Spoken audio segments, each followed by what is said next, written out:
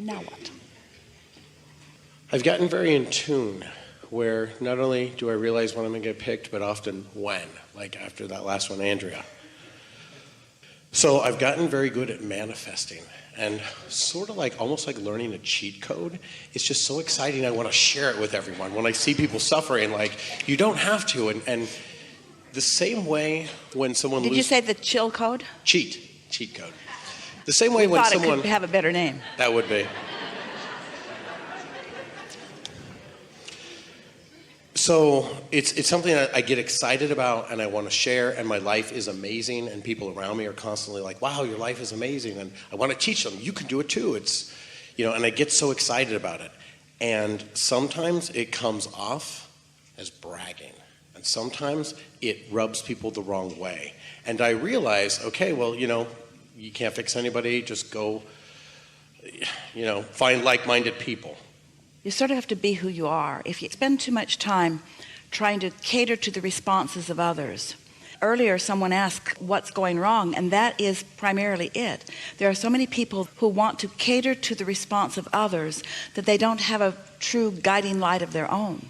If you stay true to who you are, and you are just happily moving along in all of your outrageous, joyous success, there are going to be a lot of people who aren't ready to witness it. But you can't stop being it and help them. You can't get sick enough to help sick people get well, or poor enough to help poor people become prosperous, or confused enough to help a confused person become clear-minded. You just have to stay true to who you really are, true to the vortex version of you, and trust that law of attraction is bringing those to you who are ready for you. A lot of times those people who appear to be envious or appear to not be enjoying what you are describing as their perception of your bragging, and you don't really know that for sure. But one of the things that very often is happening is that their desires are being heightened, and their belief in the possibility of things is being increased. And. In other words, if the universe is brought to you together as a law of attraction combining, then there is something of value for both of you. Even if it blows up. This is my question. I was trying to explain how this situation works to somebody at work, because she had said, wow, these things kind of happen to you. And I was trying to get her to just want something. And she wanted these tickets to Adele. And it was amazing. She wouldn't even let herself want it. She would stop herself and say, well, I'm being greedy or whatnot. And I kept for probably 20, 30 minutes trying to get her to want this thing that she wants. Want it without contradiction. And almost as a... Do you think you can undo a lifetime pattern of negative expectation? Almost as an aside to her, I said, I've never even thought about this concert, but I've spent so much time with you, I'm going to win tickets, I'm going to be on the front row, like, just watch it happen. And a few weeks later, I go to this charity event, and their grand big package, front row, floor seats to Adele, and I looked and I thought, okay, if this happens, this is going to be a little real and kind of too much for me. And they pulled 2 numbers, I didn't win, but those people didn't claim their prize. And they pulled the 3rd number, and there it was, and I won this grand prize.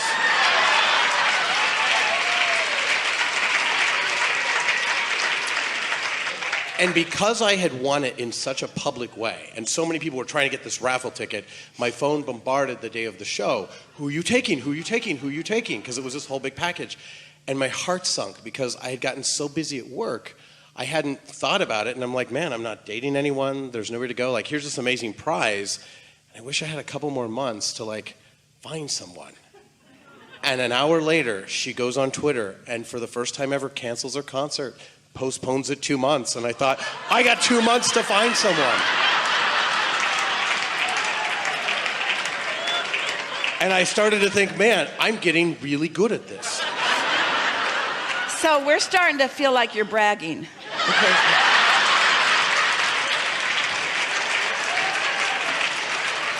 There is a point. There's a point.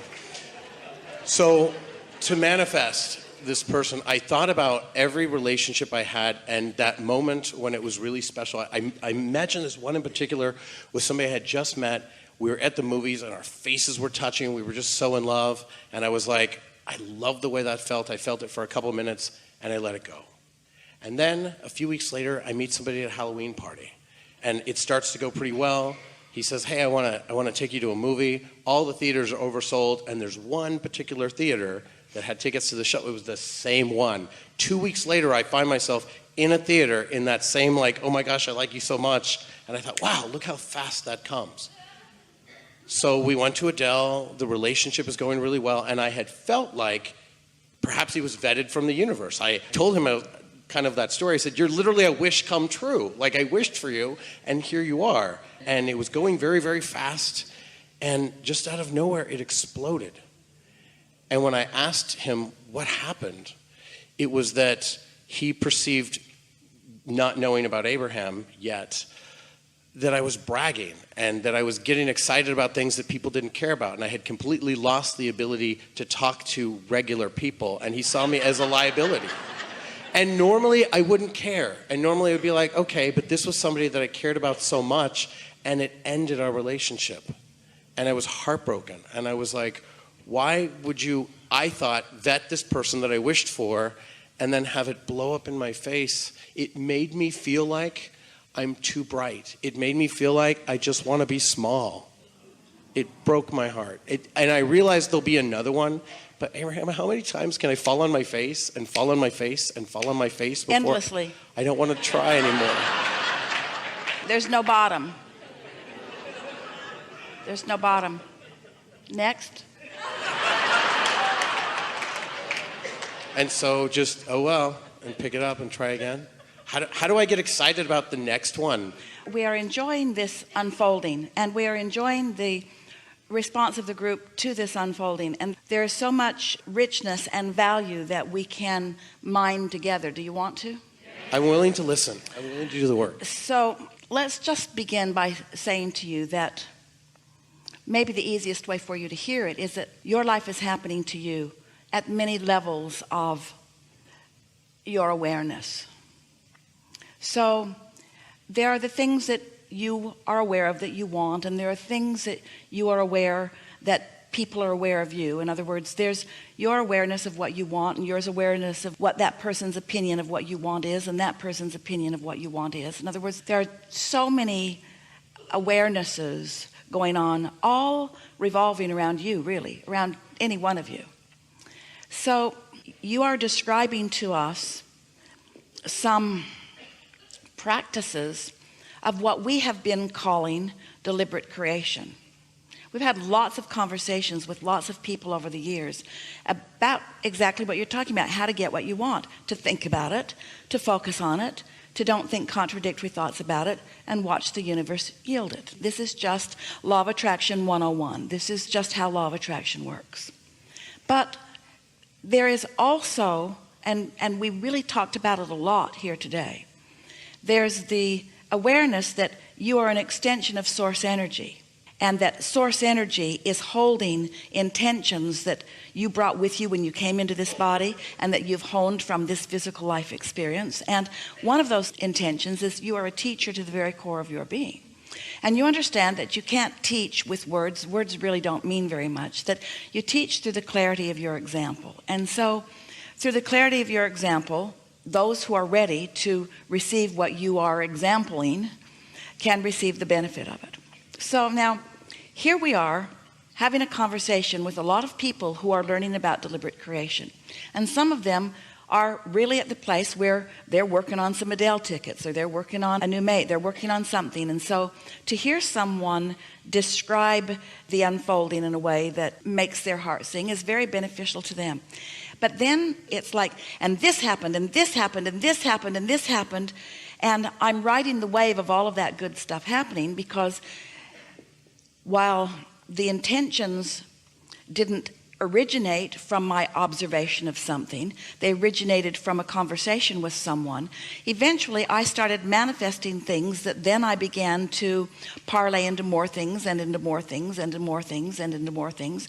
And then eventually something that I really wanted did not come about. How is this possible? Abraham, am I a deliberate creation or am I not?